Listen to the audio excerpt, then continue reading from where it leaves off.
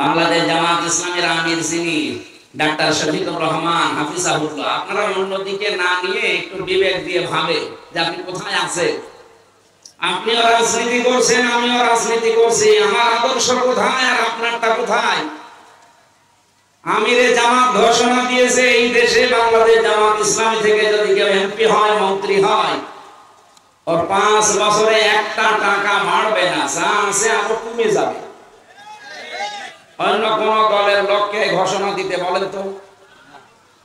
আমার মনে হয় বাংলাদেশে তো 73টা দল, যে কোন দলের প্রধান যদি এই ঘোষণা দেয় যে আমার দল থেকেও কেউ এমপি হলে, মন্ত্রী হলে যদি 100 টাকা নিয়ে এমপি হয়, 5 বছর পরে 90 টাকা হয়ে যাবে, আমার মনে হয় দল থেকে কেউ এমপি নয়। এরপরও যদি কারো বিবেক না খোলে, শুধুমাত্র ইসলাম আছে এই কারণে আপনার সহ্য হয় না। এটা ডাক্তার সাহেব এ বলেছে জামাত ইসলাম যদি স্বাধীনতা বিরোধী নাও হতো তাও ওদের আমি ঘৃণা করতাম, কারণ ওরা ইসলাম নিয়ে রাজনীতি করে। বলেন নাউজুবিল্লাহ।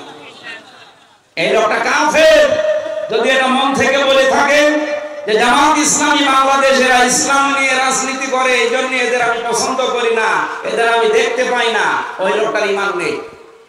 কারণ ইসলাম নিয়ে রাজনীতি করা লাগবে, এই ঘোষণা কার? আরো জোরে বলেন কার? হ্যাঁ, যৌবন আছে এখন।